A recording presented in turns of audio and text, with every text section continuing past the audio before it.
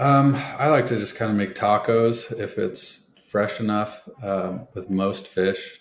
Well, I like to I like to eat a lot of it sashimi, a lot raw, and then if it's been in the freezer for a little bit, that'll be like tacos, and then if it's been in there too long, that's a smoker. That's kind of how I do it. Yeah. Have you ever tried dry aging? Any of that? Not any long period of time, but for sashimi, I like to kind of pat dry and then leave in the fridge um, for like a couple days, so it kind of dries out a little bit and it gets some of that sliminess off of it. But no, I haven't. Do you do that? Yeah, I've done it. And I've done it. My dad was like, "That's the best fish I've ever had in my life." I Really? was Was 3 days though. I just dry aged it in the refrigerator. Three 3 days. tuna? This was actually grouper, or no, it was cabria. Yeah. And it was ridiculous, but Really? it's the same thing. I've always heard this too. Like, everybody says fresh fish, fresh fish. Fresh fish is very fishy. So you just Mm-hmm. let the rigor mortis kind of kick in and break it down and then have it the next night or something like Yeah. that. Yeah. Yeah. Especially like tuna, it just does better after a few days in the fridge. Yeah. I mean, it's Tastes not, better even. I agree. And the only thing is, if you got to have, you start shooting 20, 30 pound fish, your wife's like, what the hell is this in the refrigerator? You run out of space. But one of our buddies has a restaurant and he hangs it in his restaurant, like commercial everything. And it's a perfect spot for it. Oh, cool. Yeah, I don't have that luxury, um, Yeah. but yeah, I've done it a few times and it's really significantly noticeable. Yeah, I've wondered if it like concentrates, because to me with fish, you don't really want to concentrate the flavor. That's why I always wondered about dry aging. But Yeah, well, maybe in a few days, it's not doing it. right. And I think well, I know they dry age stuff for like a while. I'm like, well, hold on. Mm-hmm. Like, I think, the biggest thing is wiping the slime off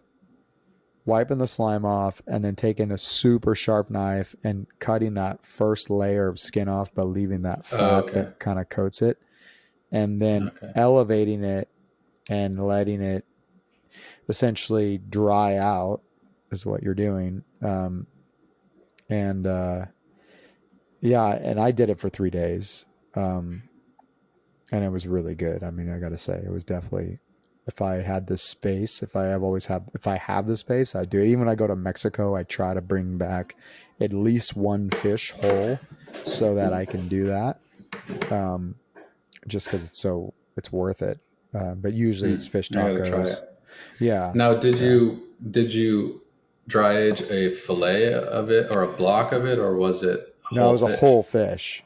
So Oh, when wow. we're doing the dry age, it's whole fish. However, when I'm just doing I do the same thing that you're talking about. I just take a fillet or a chunk of it or whatever it is, and I'll let it sit in the refrigerator and kind of dry out a little bit um, Hmm. that way. And then uh, that's kind of like, yeah, and that way, I just think it's a much better texture and a better flavor Yeah. than, you know. Um, but I Than mean, the straight out the biggest thing, it bag. all starts with gutting it, gilling it, bleeding it. Like we did a comparison. It was funny. Like one of my buddies did this. He cut one side of the gills and left the other one. And so we're flaying. We're like, look at the difference in, blood in one side of the fish, which was pretty kind of, from a footage standpoint, was kind of cool to see. Like, this is one side of the fish blood nasty. The other side is beautiful, white and clean. Um, Hmm. you know, and keeping it cool. Yeah. Yeah, But and then not letting it warm up once it's been cooled or yeah, when it's been frozen, right? right. Um, yeah, the process. It's so funny. I mean, but I think that people don't think about it as much with meat, because we just, we all start out like a lot of people that get into spearfishing, like maybe fish wasn't a big part of their diet. So it's like, oh, it's meat, meat. It's like, let it thaw out, freeze it, let it thaw out, or come on, bring it, cook it. But when you start doing fish and you start figuring out to properly do it, and then you taste a fish that wasn't properly prepared or whatever, it tastes like cat food, you know. Yeah. Yeah. Yeah, it's a little more. Yeah, it certainly takes a little more precision in handling fish, I think. I mean, even same with like wild game. It's kind of the same. I mean, just wild meat, you need to handle it different, and it's a bit more like specific in how you prepare it too. Like you can think that you hate venison because it just wasn't prepared properly.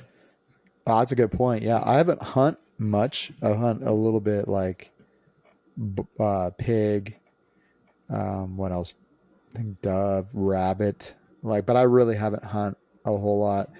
But Mm-hmm. it makes you wonder, like, are we so desensitized to what we've been eating because we don't know any different? That what a really good piece of, like, say elk meat tastes like versus the shit you get in the stores where they, you know, with the cows and how they treat them and whatever, how they treat the meat after the fact, like, because they're mass producing it, like they don't care about certain things. And Mm-hmm. I feel like once you get into hunting and you start preparing the meat the way that we, you know, care for our fish, and again, because I haven't done it a whole lot, um, you would probably ruin the taste of regular meat for you as well.